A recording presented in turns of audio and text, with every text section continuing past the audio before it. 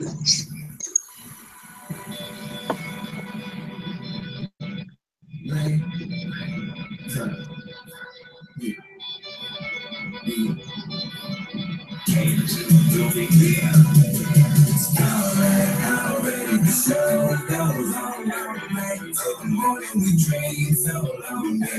welcome to Always Pressing PGA DFS weekly podcast, brought to you by thesportsdjs.com and the wonderful guests that I will have every week, or co-hosts, I should say. Not even guests, they're my co-hosts, they're my boys.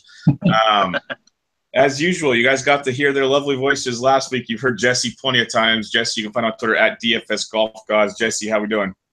Doing well, Bubba. Good. And then you got his debut last week.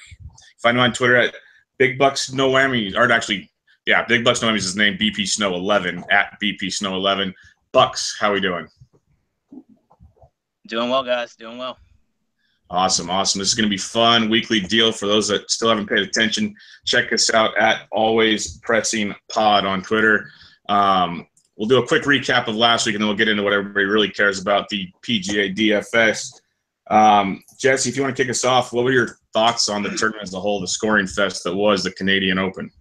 Yeah, a real birdie fest actually broke out, and it was, a little bit different than previous weeks or previous years, I guess, up there.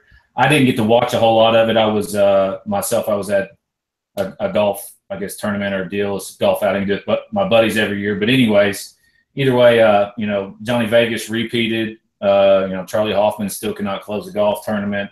Just your typical Canadian Open type of stuff, apparently. What about you, Bucks?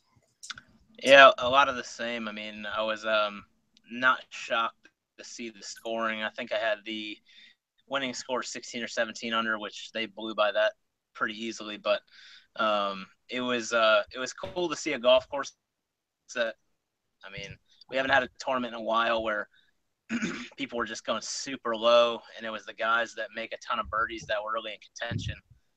And that's kind of what we thought last week, which is why we had a lot of really solid picks. So. Yeah, as a whole, the picks-wise, pretty darn good. It was like one here and there. I know Ben Martin was my bugaboo, and everybody seemed to have one or two. But as a whole, there's a lot of good stuff out there, like the old Charlie Hoffman. There's no reason to fade him at his price tag thing, and it was really good to see. Really, really good to see. Finau, most of our picks to win at least top 5 did, so that was respectable. But Did you mention Garrigus last week? I know one of us talked about him. I couldn't remember if it was me or you or Bucks. That was not me. So it was Bucks. That was you, Jesse. And then I echo the fact how you're right, because when he gets going, he's going. I used him a ton at the end of last year, and he was at least a cut maker, if not continuing at least somewhat. So yeah, that was all you. Yeah, he's top 5. My dad was raving all weekend about how you picked him, and I kept saying, like, because I was with my dad this weekend in this golf outing. He's like, yeah, man, I was listening to Bubba. Bubba said, pick Garrigus. I was like, Dad, that was me. No, Bubba said it. I'm like, Dad. You Thanks, got that. Thanks, Jesse's dad. I appreciate it. Yeah, but it was pretty good. If Ben Martin, who I loved a lot, would have done well, that would have been awesome. But a lot of our mid-price guys did very, very well. So as a whole, people should have been pretty happy, even though I think I saw like a winning GPP score was Kenny Kim had a 703. So you had to, go crazy. The best was about 699 because that score himself that he had there was before he lost 10 points because he had Hoffman. I guess so. It was pre-playoff. Anyways, either way, 699 won the $33. So almost 700 points is insane. Bucks, I've got a quick question for you because a lot of you guys don't know Buck's strategy. He's usually a 3 lineup only, and he just goes to Pound Town with it. Now, yes, you went a little off the radar this week. How did you like being a DJ like the rest of us and making way too many lineups? Yeah, it was awesome. It was fun to have a sweat for the first week in what seems like forever. But with the way the scoring was going to be, I was having a hard time being really comfortable with just 3 lineups. So many guys that I wanted to play in like the 7,000 range. So I had 25 entries into the 33, $8, the $4, and did a little better than break even, which was awesome. My high score was something in the 640 range. But still, I mean, 640 in the 33 didn't even crack $500. So crazy scores last week. But it was fun dabbling in that many lineups just to have a sweat. Yeah. I just wanted to get your opinion because it's something we like to do, but I'm trying to cut back. It's just not easy once you get that taste. Yeah. We're gonna get going to the WGC here, but I just have one more question. Either you guys, both you guys, whatever. Is it just me, or does it seem like we started out at least like a month or so ago? It was a lot of weirdness going on, but lately it's been a little more chalky. Does that sound about right? Yeah, it does. I think it's been chalky all year, to be honest with you. Well, for the most part.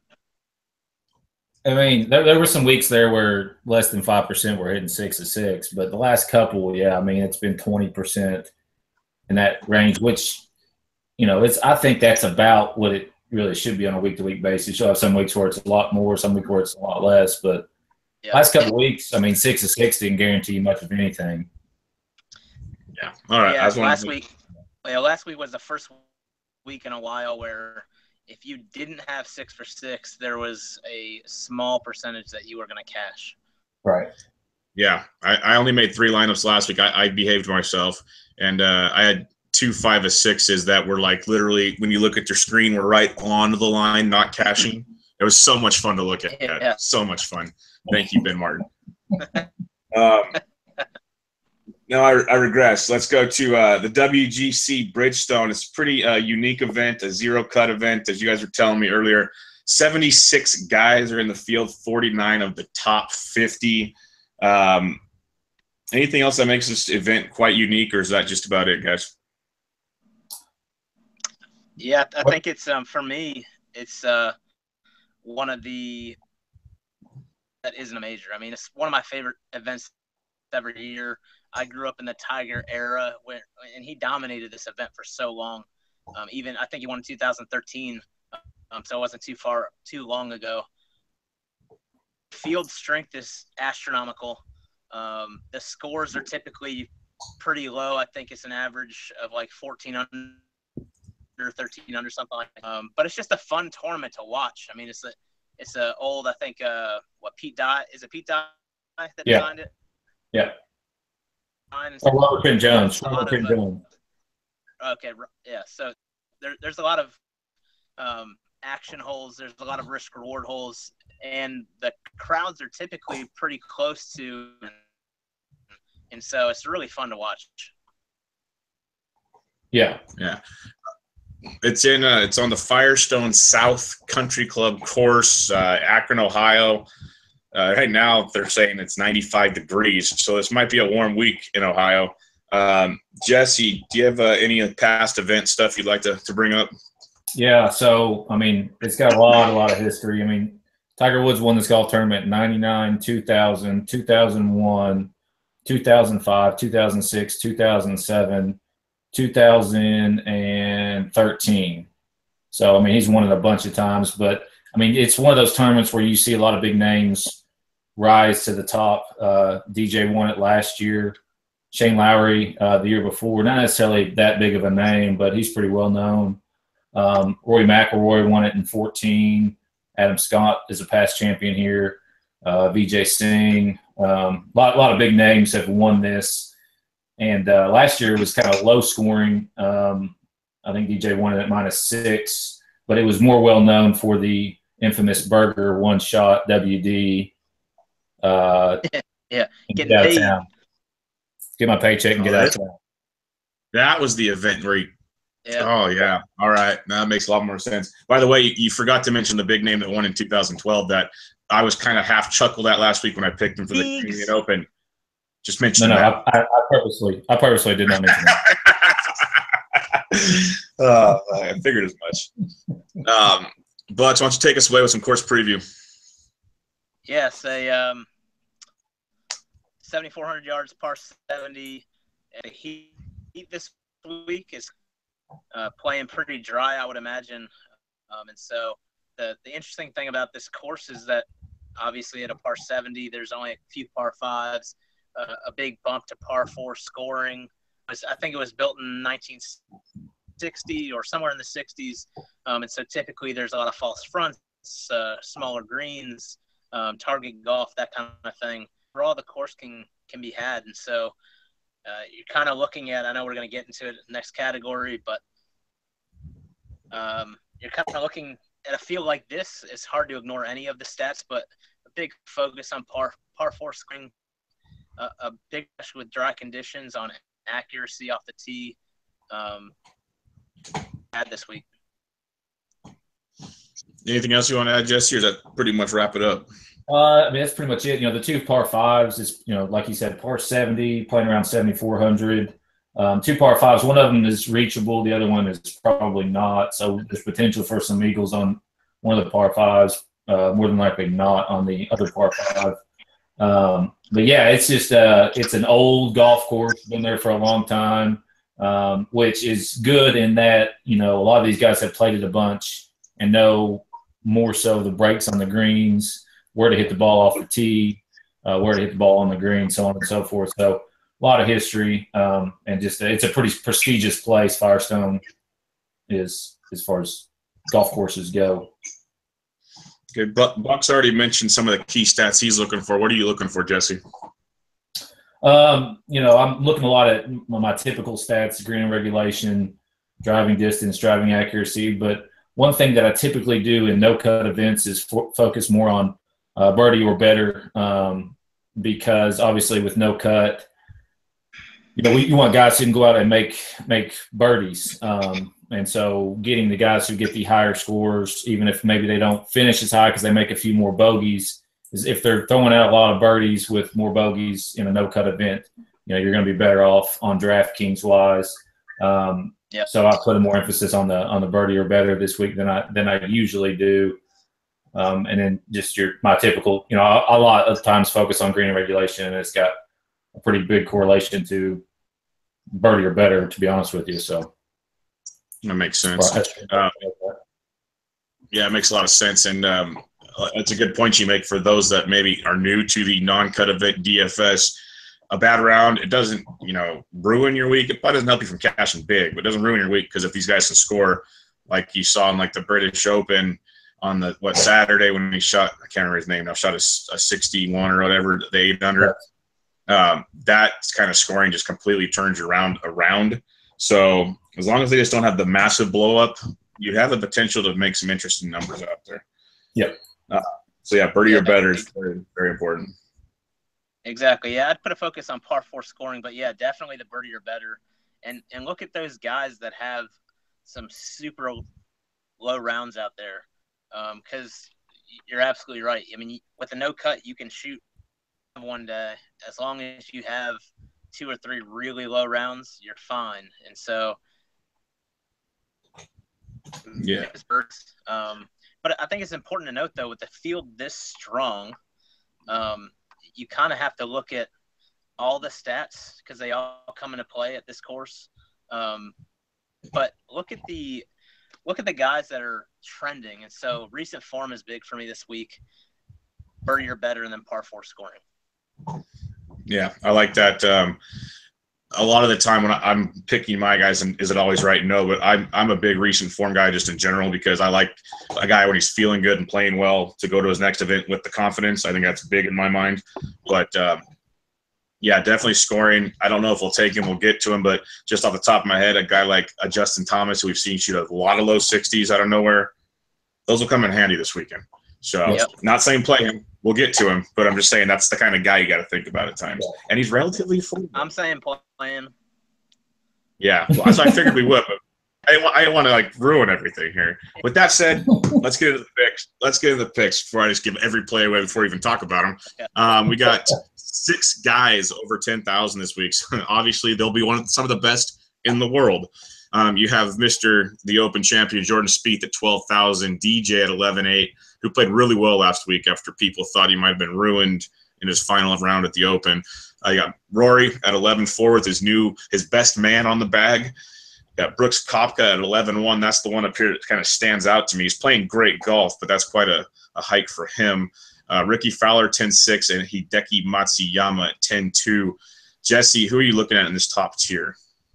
Yeah, I mean, I can see Jordan Spieth being pretty chalky, even at that high price, because of the fact that I think stars and scrubs will be super popular this week, and he was 20% at the British Open, so I don't know why that isn't at that number or higher this week, even with the higher price.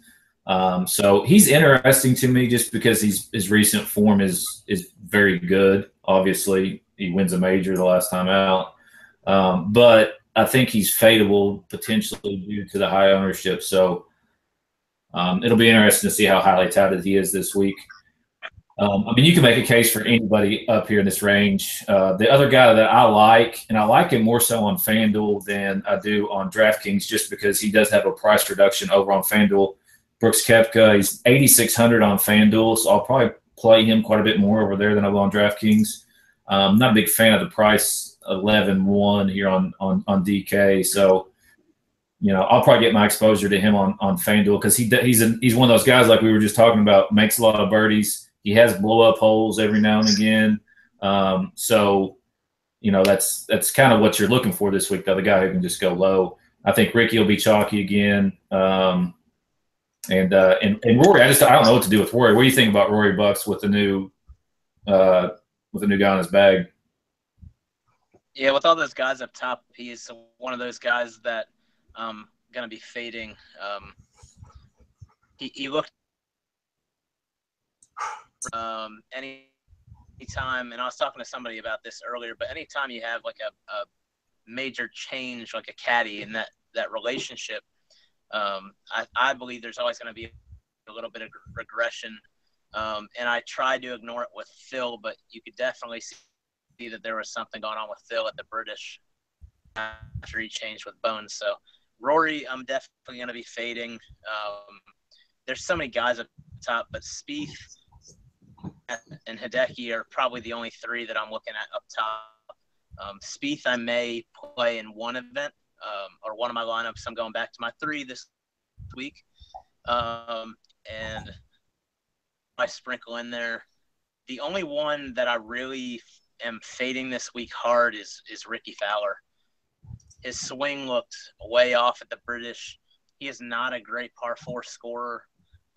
He's good overall and all around. He makes a lot of birdies, but I did the British, and I'm not going to waste his shot at one of my lineups in case he kind of and that's price range. If he doesn't come in the top 10 or 12, he's no value to me. So I'm banking on him kind of coming outside the top 12 and for me. Yeah. I'm only kind of focusing on 2 guys up here. Spieth, I'm not going to use because I think he's going to be too chalky, but he's playing great, obviously. Yep. I am intrigued by the Rory angle just because I think a lot of people are going to say everything you guys just said. And it's just a GPP type play, because everyone's so good in this tournament, you have to get different somewhere. And he looked really, really good at the British, something we all thought wasn't possible with Rory right now. Yeah. And his last 3 Bridgestone events, top 5 or tied for 5, T27, and he won. So he plays well at the Bridgestone. It is worrisome, like you said, the caddy player relationship. I get that, but his tee to green and his approach are all really, really good right now. So there's a lot to like with that.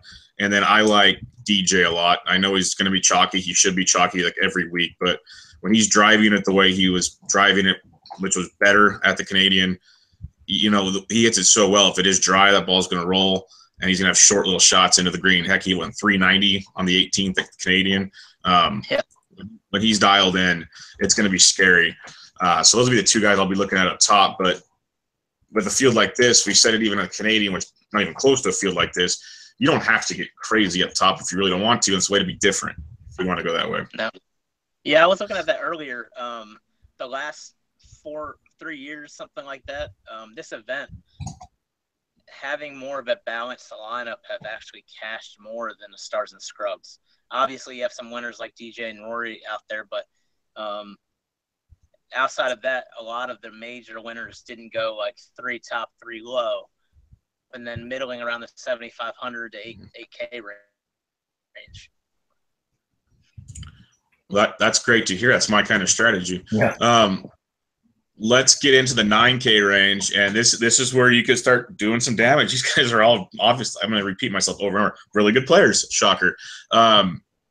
You got Justin Rose 9,900, John Rahm 97, Stenson 95, Day 94, Kuchar 93 has been playing great golf until he wobbled a little bit, but still played well. You got Sergio 92, and then we got Jesse's boy. Maybe he wins it this week. I don't know, but Paul Casey's 9,000. Bucks, what do you got here? Yeah, so I think this is another one of those ranges where you can make an argument for everybody. But there's 3 guys that I'm kind of looking at in this range. One, and he's going to be one of my core plays this week, is John Rahm. And so he gives me a reason not to. He makes a ton of birdies. He's 6th in par 4 scoring, play off the tee for the most part. He can blow up. I mean, that's part of it, but this is a no-cut event. That dude is going to make some birdies. So John Rahm is going to be one of my main core plays this week. And then Jason Day in the 9K range is to me. I mean, the guy has not been playing great golf, but you're kind of stepping into his world here at the WGC. He's played Firestone a ton, and I think he's starting to peak at the right moment. And at this price tag, I mean, you're getting a former one really cheap. And then Jesse's boy Casey can't not go with him. He'll be in at least one of my lineups. 5th in par 4 scoring, and he leads a couple other categories as well. He's solid. Yep. What do you got, Jesse? Yeah, I'm with you on Rahm. I think Jason Day. I just wonder. The one thing on Day is if he can go under the radar as far as being highly touted. I don't know that it's going to happen, but if he does, I think he's a great play. If people catch on to the fact that he's at 9,400 and people start saying, well, you should play him because he's so cheap, then I see a fade there for myself. But yeah, so I do think he's getting his game back. I also like Henrik Stenson. Any golf course that's long and requires a lot of good iron shots, maybe long iron shots on occasion as well. I'll take Henrik Stenson all day. I don't know about Paul, to be honest with you, this week. I've been riding him, and so I'll probably have some exposure to him this week, but it's not going to be anything up to the top like I have in weeks past. Don't kid yourself. I mean, he's all right. He's been. I mean, but at 9,000, to be honest with you, I'd really probably rather, dip downs that one of these guys we're getting ready to talk about in a no-cut event, or spend a little bit more and get Stenson or Rahm myself. Yep. I mean, Paul Casey just doesn't scream birdie maker like some of these other guys do. So, like I said, I'll have some exposure to him, but I'm not going to be over and above like I usually am. Right. One guy I'm looking at, again, it's my GPP mentality on this, but Justin Rose at 9,900 for the fact that I think everyone's either going to go up or they're going to start with Rahm. And I think he gets overlooked quite a bit this week. And we know how well he can play when he can actually putt the ball a little bit. So I like Rose to be a nice little low-owned play up top here. I'm on the Rahm train with you. That's why I think Rahm will be – people will focus on that number right there because the guy is just ridiculously talented. Kuchar worries me because the guy just doesn't take a weekend off. How eventually your body has to tell you no, right? Just theory. Like, Jesus criminy. I know he wears Skechers, so he's extra comfortable, but eventually they got to catch up with you. He has played three. Yeah. Yeah, but he's always consistent. And the one thing I mentioned to you after the British Open when we did that first pod is Kuchar's one of those guys that's always kind of going to be around, but I don't see him ever lighting the world on fire. I mean, he can go low, but I don't see him going 17, 18 under potentially, especially on a course that there's so many bombers out there that can go low. Yeah, so that's a really good point. So I'm looking at Rose Rom. I'll probably have a little Stenson because I somehow always have a little Stenson. And then I'm going to have to look more into it. Sergio he's not a major scorer, though, like you said with Kuchar. It's just he has that potential where he could. And then Casey, I will have Casey. I'm not going to be in denial like Jesse. I will have Casey, so we'll go there. But yeah, I'll be staying up top in the 9K range. I don't know about Sergio. I mean, Sergio he hasn't looked very good in recent weeks. So, I mean, I think I'd rather have Casey or Stinson than Sergio, but we'll see how it ends up shaking out. But I don't know, recent weeks, he's just been weird. Yep. He did finish second at the BMW, but other than that, he's just kind of been hanging around top 20. And, I mean, I don't know. He just doesn't intrigue me like some other people do. Well, he makes up so many strokes with the driver, and he's not been hitting that great. So right. True. Very true. All right, let's go to the 8K range where it's going to get really fun here. You got Adam Scott, 88, Grace, 88, Fleetwood, 84, Berger, 83. JT is $8,200. Noren, 81, Leishman, 8K, and Zach Johnson, 8K. There's a lot to like here. Jesse, kick us off in the 8K range. Yeah, I mean, it's hard to ignore Adam Scott at $8,800. Guy just is a world-class ball striker. Hits it down the middle, hits a lot of greens. If he can get the putter going, that's the question. So I think he's a good GPP play. We'll talk a little bit more about GPP versus cash in a little bit, but I like him in GPPs just because if you start your lineup with Adam Scott and then stay below him, you're going to be different and not, because there's going to be a lot of ownership 9,000 and above. So if you're down here and you start here and stay disciplined, you can make a different lineup for a big GPP like the $33, which has 21,000 people in it this week. I'm going back to Tommy Fleetwood. I hope everybody still hates him. I'll have some of him, and this is the time to talk about. Obviously, Justin Thomas is in his ability to either shoot 80 or 62. Oh, he's outstanding because you look at his stats. His tee to green is great. His approach is great. His par 4 scoring is great. He can't scramble, so as long as he's got to stay out of trouble, and he's going to be putting up a low number, I think. 3 straight missed cuts too. Yeah, so I'm hoping people are scared off him, but I remember this from previous no-cut tournaments this year. He flourishes in these full 4-round tournaments. He really does. Oh, yeah. Right, you can almost guarantee there's going to be one round where he goes 65 or less. Yeah. What do you got on this one, Bucks? A lot of what Jesse had. I think there's only a few guys here that I'm kind of targeting because there's so many guys below that I like as well. But to me, that stand out in this range, especially no cut, like we just talked about, Justin Thomas, and then Berger as well. I think both of those guys, that you'd see in like a Rom, where the pressure, they're going to go out there, blast it around, make birdies. And so JT at that price point is probably going to be chalky, but I'm only going to have a couple lineups, so I'm going to have him in there. And so JT's probably going to be one of my core guys. Second ring, off the charts in driving distance, birdie or better percentages, that kind of thing. As long as he can hit greens and avoid bogeys this week, he's going to be money. Yeah, totally. I'm fully on board with the Adam Scott call, Jesse. That's one of the guys I was looking at earlier today. That price tag, if he's putting, is going to be ridiculously low, way too low. Because we know he does everything else at like a top tier level. So he's definitely worth the play.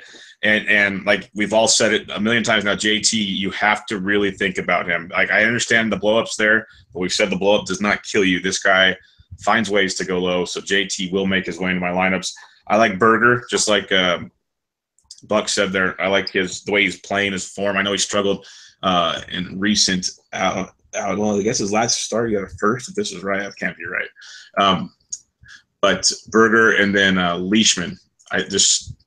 To me, his recent form, which is big for me, like I told you guys earlier, is really, really good. He got top 6 or tied 6th at the Open, tied 5th at Quicken Loans, 27th at the U.S. Open, playing some really, really good golf, and he went low his last 2 rounds of the Open, and one of them was a tough condition day. So I think there's a lot to like with Leishman, in my opinion. I agree. I want to ask you guys about one guy because every week I look at him, and some weeks I play him, some weeks I don't because I know how super talented he is. But it's like top 6 cut, tied 10th cut. Alexander Noren. What are your guys' thoughts on him? Yeah, he's interesting. I mean, he's a top 10 player in the world, and you're getting him for a top 20-ish price or whatever. So in a no-cut event, I think he's worth a shot. Yeah, he's good. He'll be one of those lower-end plays just because there's so many other big names around him, but he's definitely a sneaky GPP play for sure. I agree. I mean, he's going to be less owned. He's going to be less owned than JT and Berger and Leishman. Oh, for sure. Yeah. Yeah, that's why I look at him every tournament for those same reasons. That's how he ends up every tournament. Low owned, overlooked, and he either finishes way up there for you and you're in the money, or he just blows up and you get pissed off. Yeah. So, but a no-cut event, that's perfect. Yeah. Yeah. This week.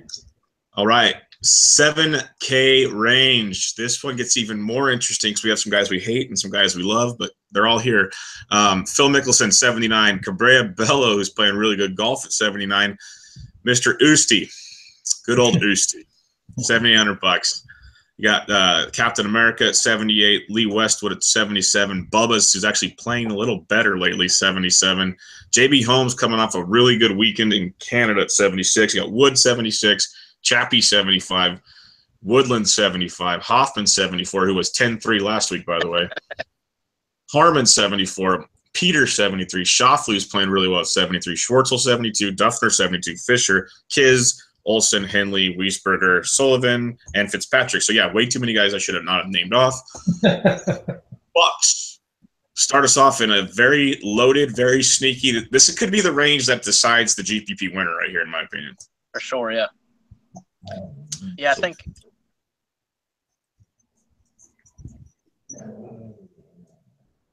Bucks.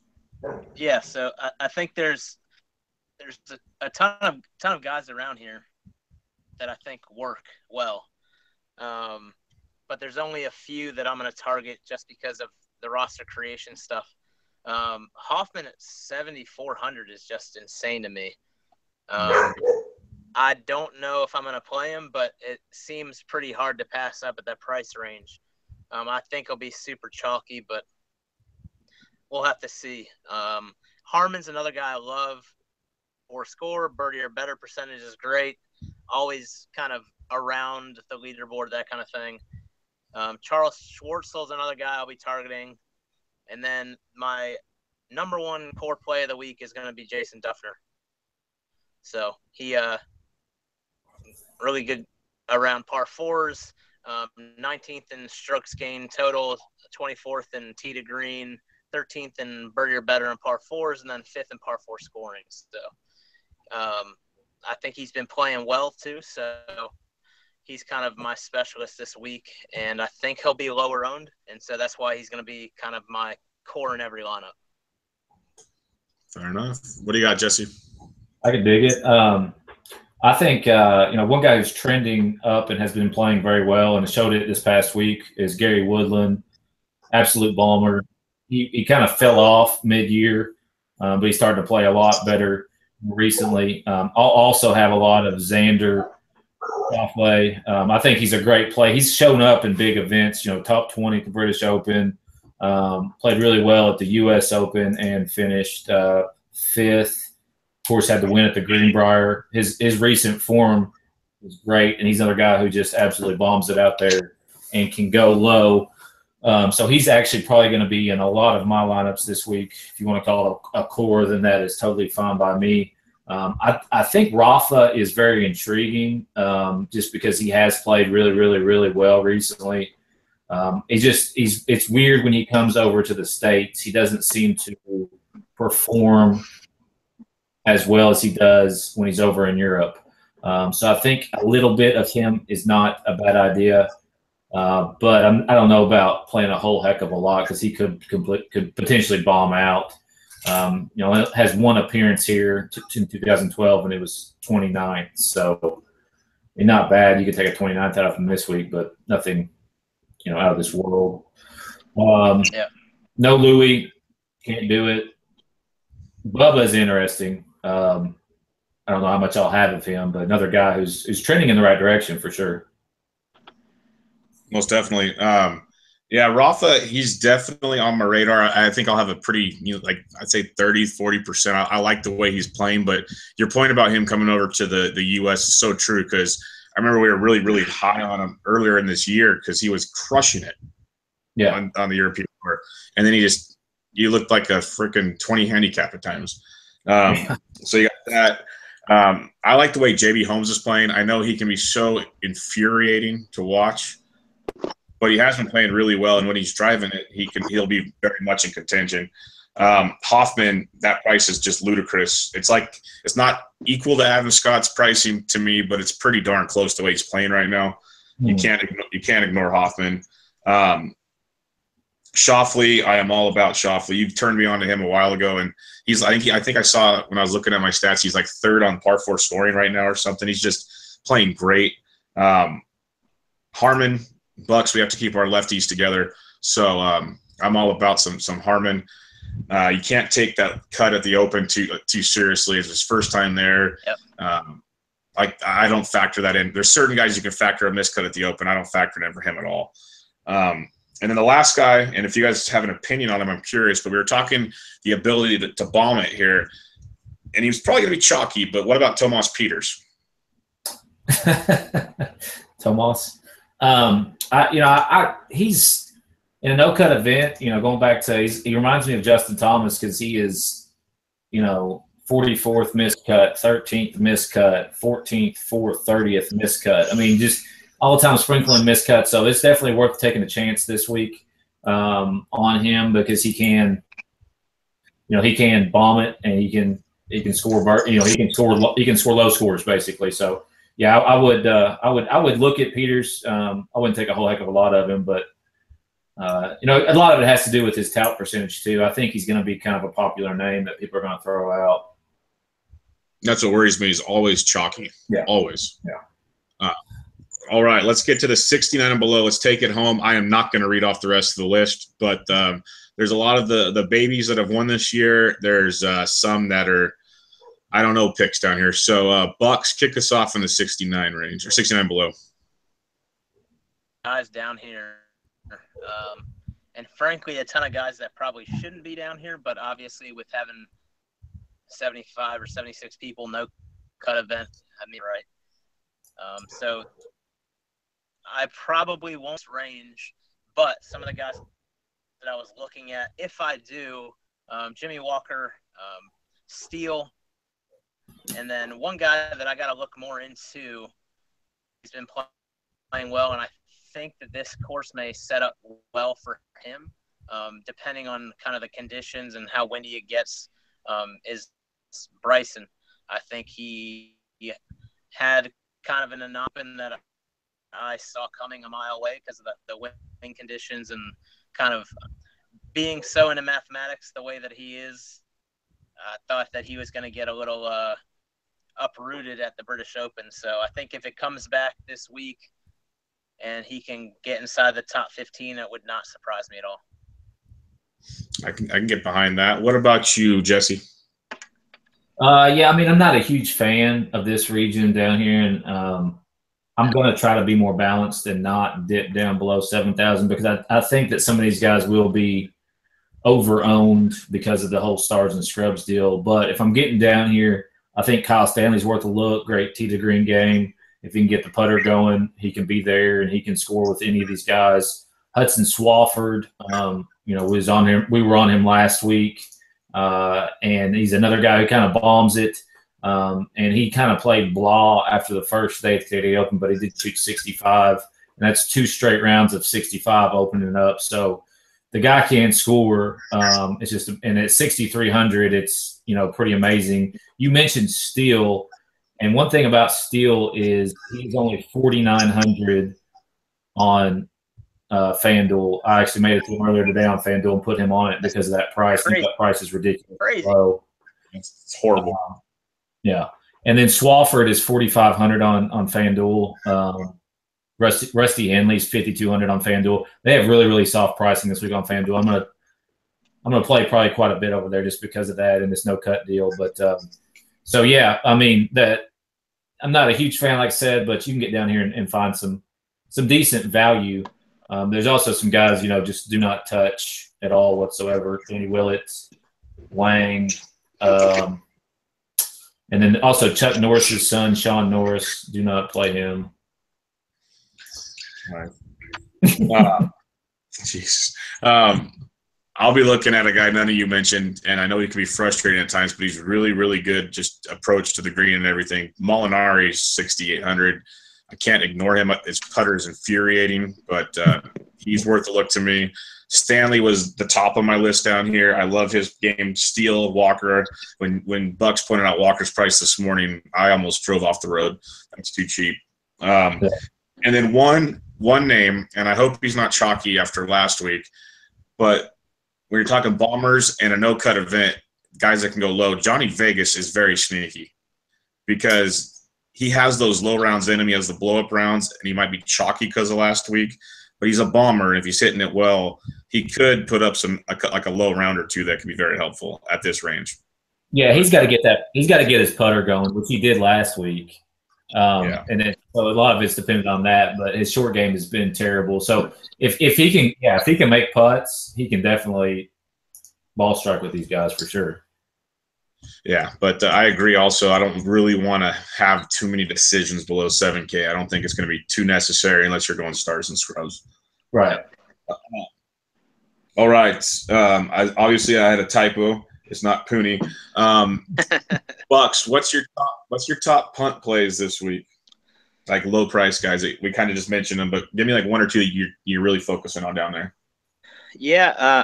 Again, this week I'm not going to go too far below, but if I had to play somebody down there that I think will be pretty low owned, it would be Bryson or Lucas Glover's another one that I like this week. I think he'll be super low owned, but really good on par fours, surprisingly. One of those guys I think could do something. Again, a good punt play. What about you, Jesse? Yeah, I mean, I would stick with Stanley or Swafford. There are some other names down here. If you go down here and look, like Scott Hand, he's a very up and down golfer. He plays most of the Euro Tour, and he can bomb it. And if he can make putts, just like with most any of these guys, he can go low. I mean, he finished 20th at the Irish Open and scored 101 fantasy points. So you never know, but I'm trying to stay out of it. So my punt would be Stanley or Swafford. Those are probably the only two I'll have a whole lot of down here. Yeah, that's where I'm leaning. I really, really wish I could get behind our boy Flat Bill Pat Perez, who's been playing really well, but he's struggled since he went across the Atlantic. Not playing good at all over there. But you never know. He might be able to put something together. But, yeah, I'll stick with Stanley. And I like Molinari. I know people don't like the guy, but he's really good at that par four and a tee to green type deal. So, I like Molly a lot. But he's better for those cut events because you just want him to get the cut. Top bust, like kind of the higher priced guys that they're going to be heavily owned that just aren't going to produce. Jesse, who are you looking at? I'm just going to go with Spieth because at the $12,000 price, he really, really has to top five, if not win. Is that possible? Yes. But I think I would rather avoid the 30% ownership there and hope that he doesn't win than be on the 30% or more side and have to, get everything else right in order to win a GPP. Definitely. What about you, Bucks? Yeah, I could definitely see Spieth being that guy because at that price, you're right. He does have to win, maybe come in second, but really a win is what you're looking for at that price point. But there's three guys that consider a bust just because I know what their ownership's going to be like. And that would be Scott. I know he has some good track history here, but I just don't see him playing well. He's really struggled with the putter. hits the ball amazing every week, but I just don't see him pulling it out. I mean, I'm looking for guys that I think at any price range that I think can win, and I don't see him doing it. So he would be one. Bellows, another one. He's been playing amazing golf, but I don't see him coming over here playing against this field and lighting the world on fire. But it's that no-cut event, and he murders the ball, makes a ton of birdies, and so he could definitely do it, but I think he's going to disappoint his owners. And then the number one guy I have on my list for a bust this week, and it pains me to do this because he's my boy, is Ricky Fowler. He after watching some replays of the British, his swing was so bad, and I'm not saying that matters for this week, but there was not something clicking in his swing. And then add that to the fact that he's just, as far as this field is concerned, less than mediocre on par fours.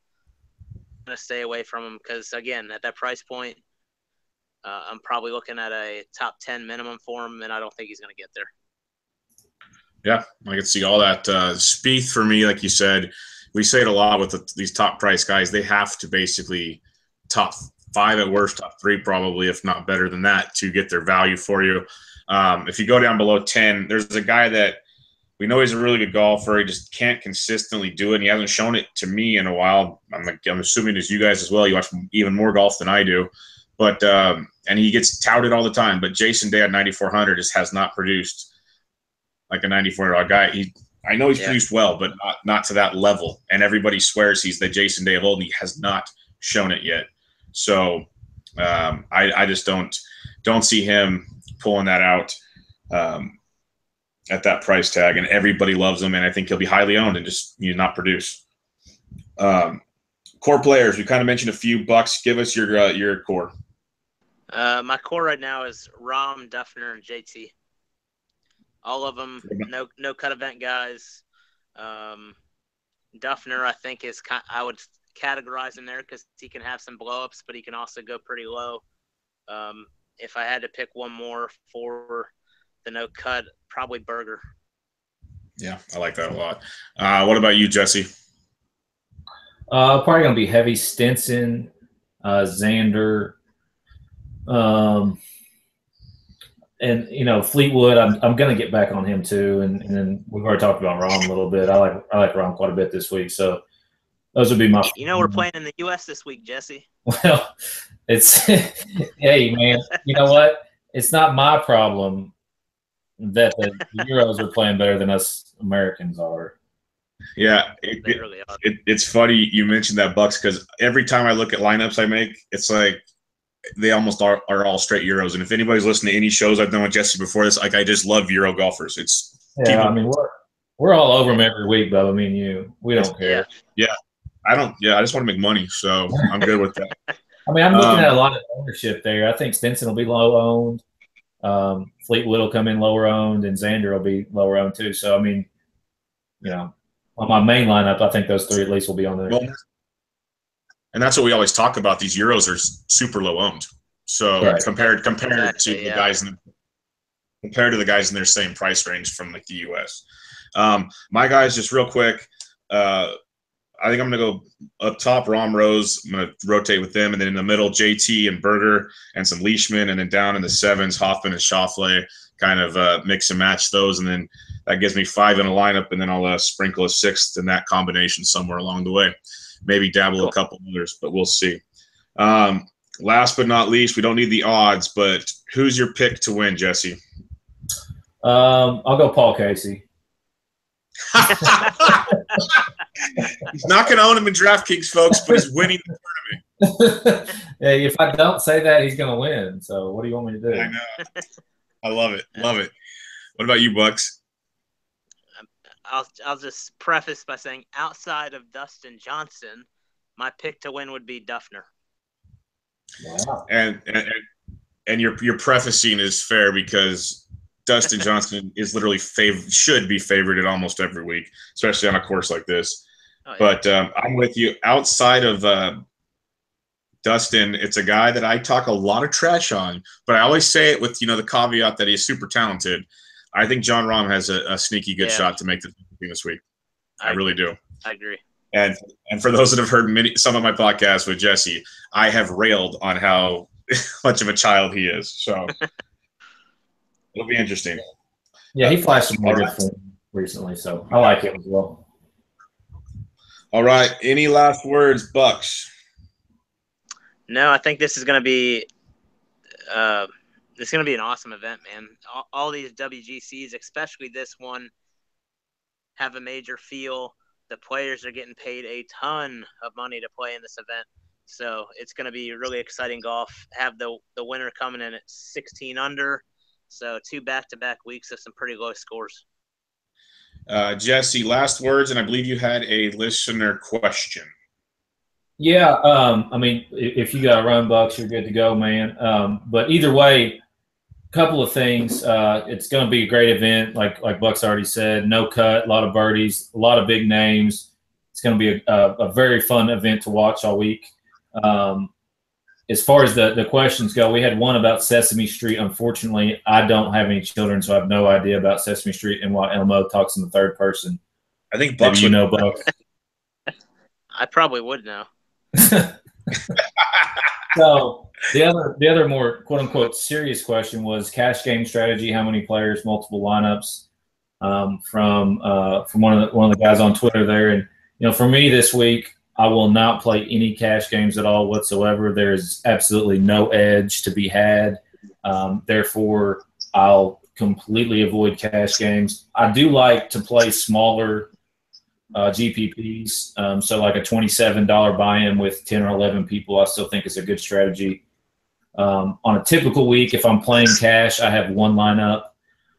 If you're less risk averse, I would recommend going with potentially 2 lineups, but I would keep a core of at least 4 guys. Yeah. I mean, there's a lot of different ways to look at cash versus GPP. I myself think there are cash game plays, but every single lineup is a GPP lineup, no matter what. 'Cause in golf, it's just so difficult with a cut that you can't really. There's really nothing, quote unquote, that is safe. So I think there are safer individual plays, but there's no real safe lineup itself. So it totally depends, I think, on your aversion to risk, basically. How risky can you be with your money? If it's not a big deal for you to lose it, then hammer it, with one lineup. If it's a big deal, maybe a couple lineups and don't play as much. I think the big thing for me, cash versus GPP, if you're going with cash, like you said, having a core group of guys, if you're going 1 or 2 lineups, whatever. But definitely the biggest difference for me is I'm rarely going to look at what I think the ownership percentage is. And I'm going to be looking more heavy to the guys that make cuts. Yeah, that's a good point. Yes. Yeah, it's more your Stuart Sink types. All right. Well, that's some good stuff. Should be a fun tournament. Those of you that aren't, locked in, it's in South Carolina. Can anybody tell me why it locks at 9 p.m. on Wednesday night? I'm guessing that's a DraftKings mess up there. Good, because that confused the heck out of me. I'm like, I know we're in the U.S. What? Like, we playing night golf global? What are we doing here? Like, Jesus. It shouldn't lock till 7 a.m. I mean, they're in Ohio. It's in Ohio. It's a small field. Small fields don't tee off at the crack of dawn. So, yeah, lots to like there. 8 or 9 in the morning. Okay. Well, it's going to be an awesome tournament. Like we said, best of the best. Check us out on Twitter, guys, around almost wrong pod. Always Pressing Pod. It's your PGA DFS weekly deal. It's going to be some good stuff. As always, follow Jesse on Twitter at DFS Golf Gods. You can get Bucks at BP Snow 11, Big Bucks, no whammies. You can check me at BD Intric. But again, thanks for listening, everybody. This was Always Pressing Pod, your WGC Bridgestone Invitational preview. Catch you guys next week.